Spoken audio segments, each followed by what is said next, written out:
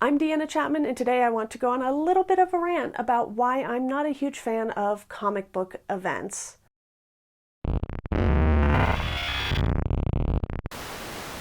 I was recently going back and forth with one of my friends, Drew Deach, on Twitter, and we ended up discussing what it is about comic book events that are less appealing to us. And even though I recently got into comics, really, it's only been 5 or 6 years that I've started diving into them heavily. And even, the past year or so, I haven't read quite as many as I have wanted. But one of the things I really wanted to try to do was go back and read some of these big storylines. So I picked up copies of Crisis on Infinite Earths, Final Crisis. I read Civil War on Marvel Unlimited because that was out at the time and DC Universe Infinite wasn't out just yet. So I was buying physical copies of the DC ones. And one thing I found is that it's not the events themselves that bother me. If I just read the 6 or 12 issues that are the main event, then it's not as bad. But sometimes you'll be reading through these and you'll see a little asterisk or something, and it's like, oh, hey, this thing that we're talking about, it happened in this other issue that you didn't read because you were only reading the main storyline. And I think the tie-in issues are where it really gets me, because I want the full story without having to necessarily read 50 issues. I think that's how many Civil War ended up being with all of the tie-in issues. But for the most part, a lot of them are 20 plus issues that I've noticed, especially, recent ones, older ones. You have, Countdown to Infinite Crisis, in addition to the Infinite Crisis main storyline. With Civil War, it was kind of like, we're going to pop into this series for, 1 or 2 issues, and then that's kind of it. So for me, that was more so what I found annoying about the comic book events. And look, I understand it from a business perspective. Marvel and DC especially, they know that people are really going to want to know what happens in these big events and want to be kept in the loop. So they kind of use it as a tactic to get people to buy into these other titles that maybe they weren't reading before. How well it works, I don't know. I don't have the numbers on that by any means, but for me as a reader and consumer, it is just a little tiring to try and keep track of what issue needs to be read next. And I know with Marvel Unlimited and DC Universe Infinite, they do a good job of showing you those reading orders so you know what's coming up next, what tie-ins you need to read. But even then, it takes so long to get through them sometimes. The most recent example I can think of is when I read Deceased.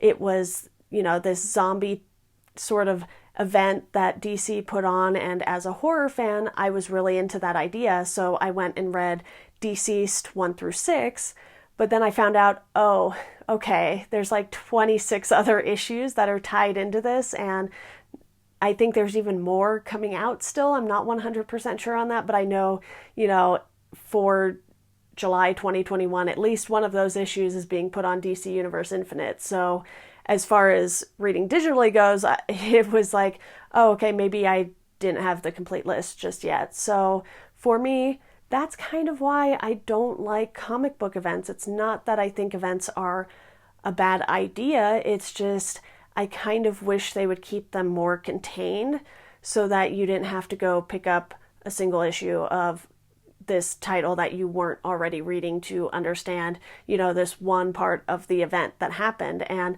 sometimes they'll do an okay job of just telling you in that same issue, this thing happened in this issue, instead of making you go read that issue, which I think, maybe someone else has complained about this before. I'm sure I'm not the only one here, but that's what I think about comic book events. And look, I'm not saying that Marvel and DC shouldn't do them, because I love it when comic book writers and artists and letterers and colorists have work to do, and these events do keep these companies very busy, maybe not on the most realistic schedules, to be honest, but I do sort of think there could be more of an in-between where they do these big massive events if they want, but then maybe some events are a little smaller, a little more contained.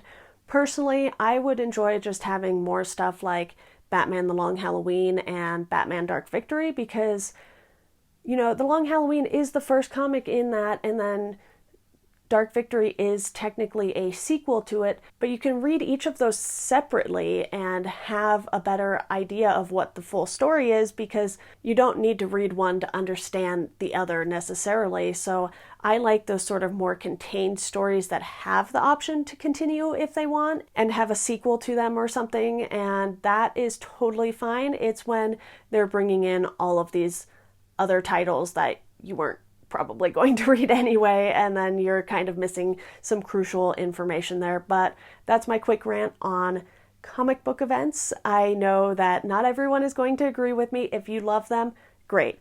I love that for you. This is just my personal opinion on how I prefer to read comics, and it seems like events maybe aren't my thing, maybe aren't for me. So luckily, you know, mini series, limited series, maxi series, whatever you want to call them, still exist, and I can go read those and enjoy those. And, you know, there's plenty of stuff in continuity that is not part of an event as well. But that's all I have for you today. If you want to check out my podcasts, Welcome to Geekdom and Chat Cemetery, you can do so at the links in the show description. You can follow me on social media as well. If you like this video, hit the like button, hit the subscribe button. Thank you so much for watching, and I'll see you next time.